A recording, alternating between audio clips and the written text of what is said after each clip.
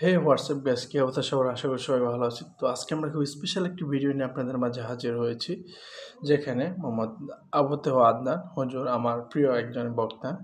ওনার ওয়াজ আমি রেগুলারলি প্রায় শুনে থাকি। তো উনি একটি স্পেস দিয়েছে, যেখানে বলা হয়েছে যে আমাদের যে নতুন বছরের যে 2024 পাড়ি দিয়ে যে আমরা যে 2024-এর মধ্যে আল্লাহ তাআলার রহমতে আমরা পাড়ি দিয়েছি, সেই সময়টুকু সেই বছরটা আমরা কীভাবে উদযাপন করব সেই সম্পর্কে একটি স্পেস রেখেছেন তিনি। আমার কাছে অত্যন্ত ভালো লেগেছে।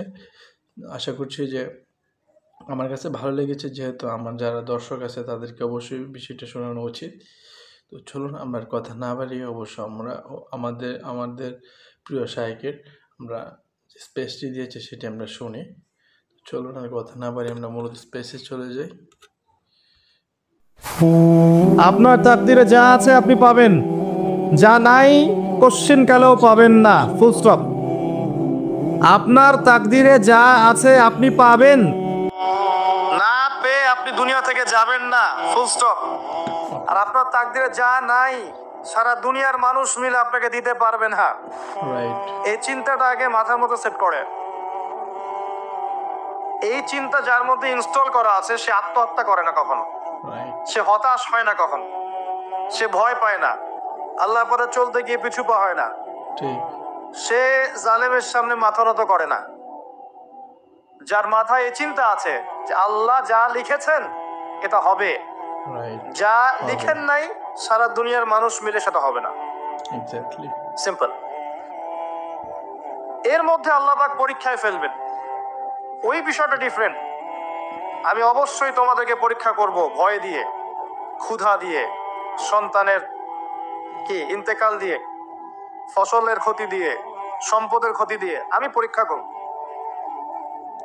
কিন্তু যারা সবর করবে এবং যারা এই কনসেপ্ট রাখবে ইন্না লিল্লাহি ওয়া ইন্না ইলাইহি রাজিউন, এদেরকে আল্লাহ পাক প্রশংসা করেছেন, ইনশাআল্লাহ এরা সফল হবে ইনশাআল্লাহ। আল্লাহ পাক তাকদীর লিখে ফেলেছেন, তাকদীর নিয়ে টেনশন করবেন না, রিজিক নিয়ে টেনশন করবেন না। এখনকার যুব সমাজের সবচেয়ে বড় টেনশন রিজিক। একটা জব,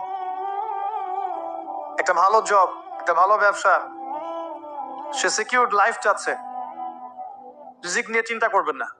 আপনার কাছে যে রিজিক আছে এটা আপনার কাছে আসবেই ইনশাআল্লাহ। হয়তো সময় লাগছে কিন্তু আপনার কাছে আসবে ইনশাআল্লাহ। শুধু ধৈর্য একটু। আপনি হালালের উপর থাকবেন, ন্যায়ের উপর থাকবেন, আপনি অন্যায় পথে রিজিক সার্চ করবেন না। আপনার তাকদিরে যে রিজিক আছে আপনার কাছে আসবে ইনশাআল্লাহ। এবার আসেন, আল্লাহ পাক এরপরে সৃষ্টি করেছেন মহাবিশ্ব, এই পুরো মহাবিশ্ব। তাকদির লেখার পরে মহাবিশ্ব কয় দিনে? ফি সিত্তাতি আইয়াম, 6 দিনে। মাত্র 6 দিনে আল্লাহ পাক পুরো মহাবিশ্ব সৃষ্টি করেছেন। সুবহানাল্লাহ। হুয়াল্লাযী খালাকাস সামাওয়াতি ওয়াল আরদা ফি সিত্তাতি আইয়াম সুম্মা ইস্তাওয়া আলাল আরশ। সূরা হাদীদের মধ্যে আয়াত আছে, তিনি সে আল্লাহ যিনি এই মহাবিশ্ব সৃষ্টি করেছেন 6 দিনে, এরপরে আরশের উপর সমাসীন হয়েছেন। আল্লাহ পাক এর একদিন আমাদের একদিনের মতো নয়, বরং কিয়ামতের মাঠে যেদিন আমরা দাঁড়িয়ে থাকবো এই দিনটা হবে আল্লাহর হিসেবে 50,000 বছরের সমান। মানুষ অস্থির হয়ে থাকবে, বিচার শুরু হচ্ছে না কেন। অপেক্ষা করা কাজটা খুব যন্ত্রণাদায়ক, তাই না? কারো জন্য অপেক্ষা করা, অপেক্ষা করে আছেন, 1 ঘন্টা পর আসবে, এলো না, আপনি অস্থির হবেন।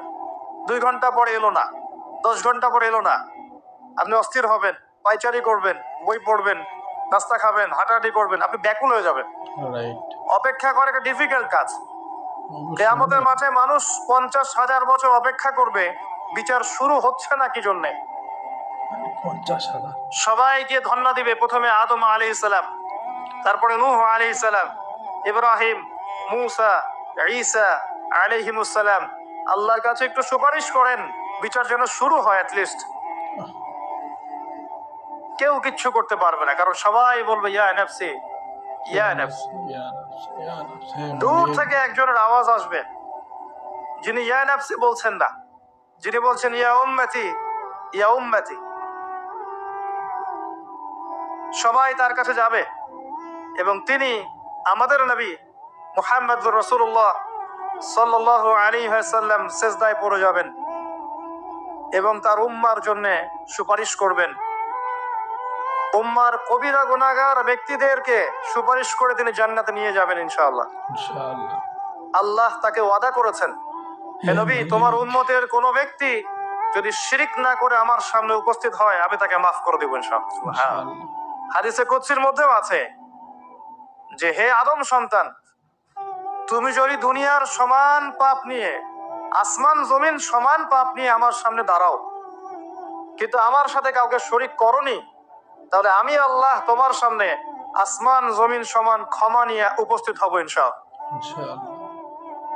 শোনেন, ১,৯৯৯ জন মানুষ জাহান্নামে যাবে, প্রতি ১,৯৯৯ জন মানুষ জাহান্নামে যাবে। সহিহ বুখারীর হাদিস ৪ বার এসেছে।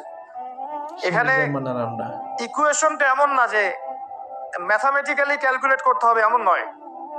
এটা দিয়ে আধিক্য বোঝানো হচ্ছে, বেশিরভাগই জাহান্নামে যাবে। এই কথা আল্লাহ পাক কিন্তু সূরা আরাফের মধ্যেও বলেছেন ১৭৯ নম্বর আয়াতে, ওয়ালাকাদ যারানা লিজাহান্নামা কাসীরাম মিনাল জিন্নি ওয়াল ইনস। একই বিষয়ে কোরআন হাদিস পরস্পর মিলে যায়। এখানে একটা বিষয় বুঝতে হবে, আল্লাহ পাক বলেছেন সূরা নিসার মধ্যে, ইন্নাল্লাহা লা ইয়াগফিরু আন ইউশরাকা বিহি ওয়া ইয়াগফিরু মা দুনা যালিকা লিমান ইয়াশা। আল্লাহ পাক তার সাথে শিরকের গুনাহ মাফ করবেন না, এছাড়া যে কোনো গুনাহ আল্লাহ পাক যাকে ইচ্ছা মাফ করতে পারেন। তার মানে যে বেশিরভাগ মানুষ জাহান্নামে যাচ্ছে তাদের আমলনামায় কোন পাপ থাকতে পারে? কথা বোঝা যাচ্ছে কি? নিঃসন্দেহে তাদের আমলনামায় শিরকের পাপ থাকবে। এটা বুঝতে আপনাকে পিএইচডি করার দরকার নাই। আল্লাহ পাক শিরক ব্যতীত যে কোনো পাপ যাকে ইচ্ছা মাফ করতে পারেন। তার মানে তারা জাহান্নামে যাচ্ছে বিকজ অফ শিরক। আমাদের মুসলিমরা এখন শিরক বোঝে না, অমুসলিমরা তো শিরক করেই। যেমন কেউ বলছে ওয়াকালাতিল ইয়াহুদু উযাইরুন ইবনুল্লাহ, ইহুদিরা বলছে উযাইর আল্লাহর সন্তান, নাউযুবিল্লাহ, শিরক। অথচ ওরাই এখন বিশ্বকে রুল করছে, তাই না?